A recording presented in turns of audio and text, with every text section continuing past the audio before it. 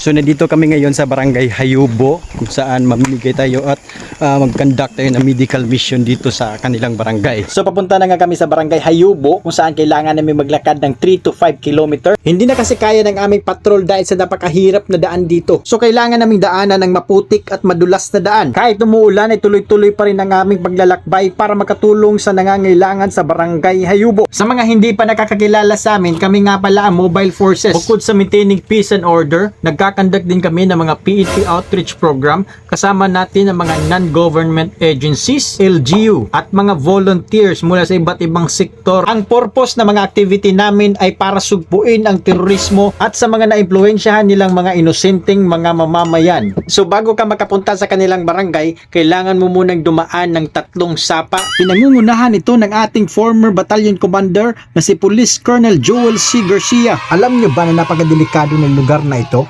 Kasi isa ito sa mga red areas. Red areas meaning marami ang naimpluwensyahan ng mga kalaban dito sa kanilang lugar. Nandito tayo ngayon sa Barangay Hayubo. Malayo-layo din ang aming nilakbay, so 5 kilometers.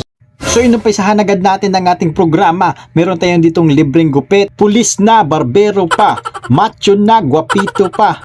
Sir, gupita ko sir. Ay! Unsa man ni uy? So kasama pala natin ang PNP SAF at ang Regional Mobile Force Battalion 6. Meron din tayong libreng bunot ng ngipin. Pinangungunahan ito ng ating volunteer dentist. Marami rin ay nabunutan ng ngipin. Lahat ng mga nakulikta kong ipin. Ay, dadalhin ko to uy. So na nimo? Gawin ko to souvenir lang. Kagrabiyam na niya eh. Joke lang. So meron din tayong libreng tuli. Lahat pwede. Kahit 40 years old ka pa, syempre gamit lang sa iyo. Itak. Pagay, sakita, wala na eh. Joke lang. So safe na safe ang ating pagtutuli kasi mga professional nurse ang ating mga tropa. After mong matuli, bibigyan ka agad ng libreng gamot para sa bagong pitas mong talong.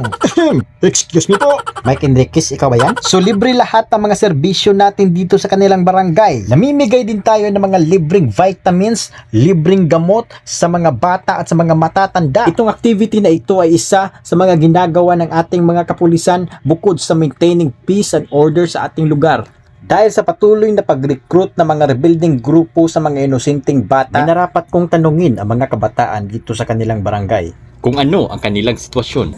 ano ang imo mahambal nga damo pulis di sa inyo barangay, ha? Pasalamat Ano yung gusto mo mga ging pagdako simo? ang army. Army ka? So, mga idol mo gali mga army kag pulis? So ano inyong mga mahambal nga may nagkadto din nga mga pulis nagkandak sa medical mission kag peaceful sa inyong barangay? Wala lang. Salamat lang. Ano yung mga dream in life? Gusto ko mag-teacher. Wala magkamo nahadlok sa mga pulis di nagkadto? Mga dream. Gusto ko mag-police. Gusto mo man maging pulis? Idol mo gid ang maging pulis? Sa mga magulang, dapat kailangan nating bantayan ng ating mga anak. Gabayan natin sila sa kanilang mga problema. Ingatan natin ang ating mga anak. Dahil ika nga ni Dr. Jose Rizal, ang kabataan ang pag-asa ng bayan.